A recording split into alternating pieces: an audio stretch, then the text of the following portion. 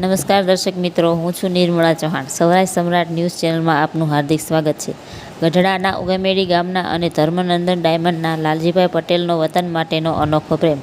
9000ની વસ્તી ધરાવતા ઉગામેડી ગામમાં 18 વર્ષથી ઉપરના 5000થી વધુ ભાઈઓ તથા બહેનોને નવા કપડાં અને ચંપલનું કરાયું વિતરણ. લાલજીભાઈ પટેલ 30 વર્ષ બાદ પોતાના વતન તહેવારોની ઉજવણી કરવા આવેલ, જેથી તેમને આ વિચાર આવ્યો.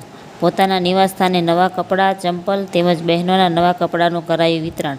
ઉગામેડી ગામના તમામ સમાજના લોકોએ મોટી સંખ્યામાં લીધો લાભ. ઉગામેડી ગામજનો લાલજીભાઈ પટેલના આ વતન પ્રેમ અને સેવાભાવથી અત્યંત પ્રભાવિત થયા હતા અને સેવાકીય પ્રવૃત્તિને બિરદાવી હતી. Bureau report Rohit R Jatapara, Botad. મારું નામ બેન છે. અમે અહીંયા 30 વર્ષથી રહેવી છીએ. અમાર ગામ છે તરમોડા, પણ એમ 30 વર્ષ અહીં રહેવી છીએ. અહીંયા ઉગામેડીમાં રહેવી છીએ.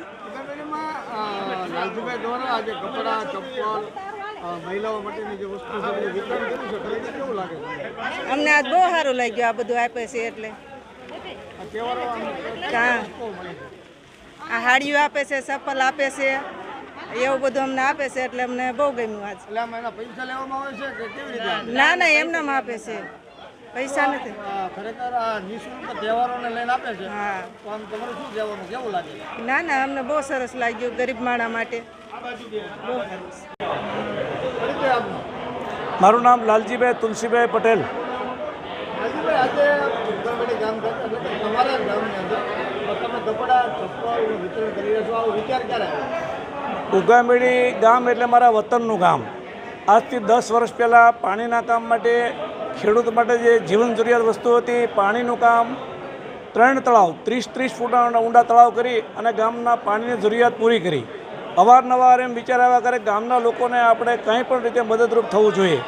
દિવાળી પહેલાં મને વિચાર આવ્યો કે પહેલું વહેલું 30 વર્ષની અંદર પહેલું વહેલું બેસતું વર્ષ હું મારા ગામ વતનના ગામમાં કરી રહ્યો છું, તો મારે જરૂરિયાતમંદ લોકોને કંઈ આપવું જોઈએ.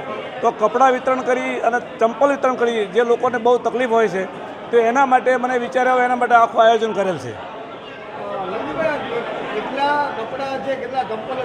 હા, ટોટલી ચંપલ 3500 અને 3500 જોડી ચંપલ છે અને 3500 જોડી લેડીઝ અને પુરુષોના કપડાં છે. આજે તમે તમારા ગામમાં જરૂરિયાતમંદ લોકોને આપી રહ્યા છો, કેવું લાગે? બહુ ખુશી થાય છે. જે લોકો લઈ રહ્યા છે એના ફેસ ઉપર જ્યારે ફેસ વાંચીએ છીએ ત્યારે લોકોની કેટલી જરૂરિયાત છે, કેવી મુશ્કેલી છે, આપણને ખ્યાલ આવે છે. એમાં કાંઈ નહીં તો એક પૂણી, એક નાની એવી પ્રસાદી તરીકે આપણે જો સેવા કરતા હોઈએ તો આપણને ખૂબ આનંદ થાય છે. તમારી પાસે જેટલો વતન પ્રેમ છે, એવો ને એવો પ્રેમ અન્ય લોકો માટે કેવો, શું સંદેશો તમારો? મારા હિસાબે જે વતનમાં જ્યાં જન્મસ્થાન છે એ કોઈથી ભૂલી શકાય નહીં. તો દરેક વ્યક્તિએ પોતાની પાસે સગવડતા હોય અને કરતા જ હોય છે, કરતા જ આવે છે અને કરવું જોઈએ, એવું હું માનું છું.